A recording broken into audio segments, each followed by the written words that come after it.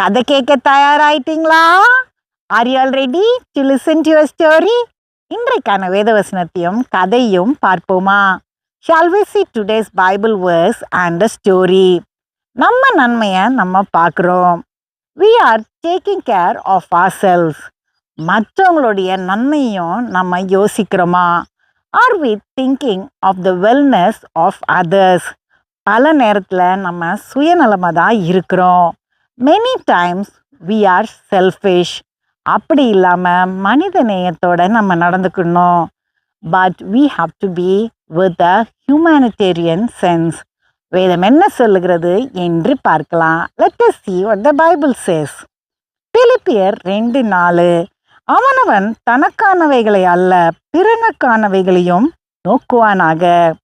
Philippians 2:4 Let each of you look out not only for his own interest but also for the interest of others. பார்த்தீங்களா வேதம் என்ன சொல்லுதுன்னு? நம்ம நன்மையை மட்டும் நோக்கக்கூடாது, மற்றவர்களுடைய நன்மையும் நோக்கணும். See what the Bible says. We should not think about and do the wellness for us only. We should think about the wellness of others also. ரமேஷுக்கு ஒரு வேலை.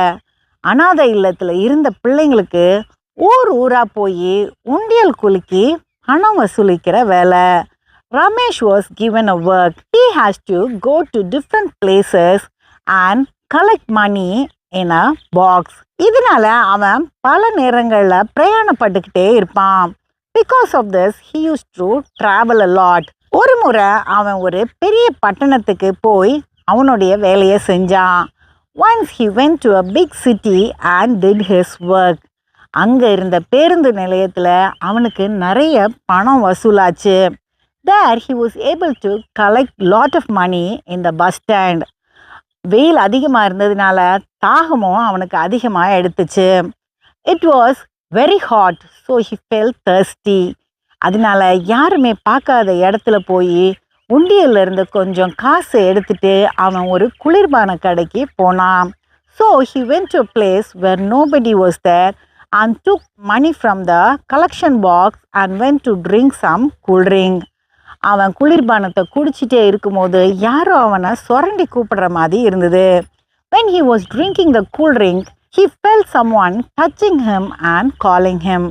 அவன் திரும்பி பார்க்கும்போது அங்கே ஒரு சின்ன பிள்ளை அவனை நோக்கி எனக்கு ஏதாவது சாப்பிட கொடுங்கன்னு கையை நீட்டினான். When he turned, he saw a small girl stretching out her arms and asking for something. இவனுக்கு ரொம்ப கோவம் வந்துருச்சு. என்கிட்டலாம் ஒன்றும் கிடையாதுன்னு அந்த பிள்ளையை விரட்டி விட்டுட்டான். He got angry. He said, I don't have anything, go away. அதுக்கப்புறம் அவனுடைய வேலையை பல ஊர்களில் போய் அவன் செய்து அந்த பணத்தெல்லாம் அந்த அனாதை இல்லத்தில் போய் கொடுத்தான். Then he went to many cities, collected money and gave it to the orphanage. அதுக்கப்புறம் ஒரு வருஷம் கழித்து அந்த பெரிய பட்டணத்துக்கு அவன் திரும்பியும் போனான். அவனுக்கு ஒரு சந்தோஷம். Again after a year he went to the same big city. He was happy.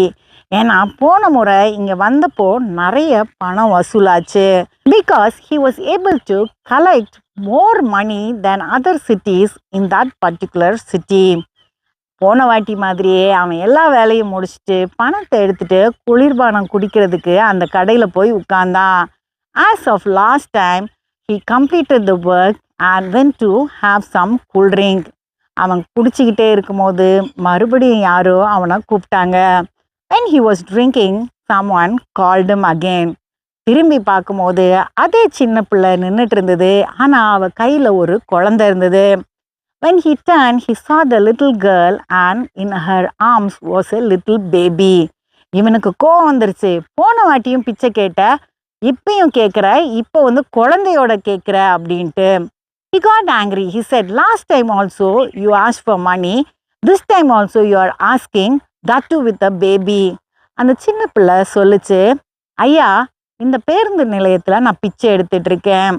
The little girl said, Sir, I am begging in this bus stand. போன வாரம் இங்கே ஒரு விபத்து நடந்துச்சு.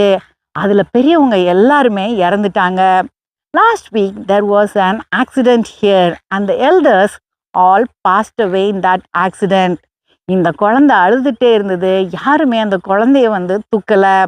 This baby was crying and nobody came and helped the baby. நான் இந்த குழந்தைய தூக்கி அதோடைய தேவைகளுக்காகவும் என்னுடைய தேவைகளுக்காகவும் இப்போ நான் பிச்சை எடுக்கிறேன் அப்படின்னு சொன்னான். I took the child and now I am begging for my own needs and also for the little baby's needs.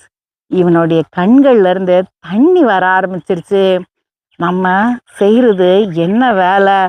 இப்படி ஒரு சின்ன பிள்ளைக்கு இருக்கிற மனிதாபிமானம் கூட நமக்கு இல்லையேன்னு. Ramesh started crying. He thought, what am I doing?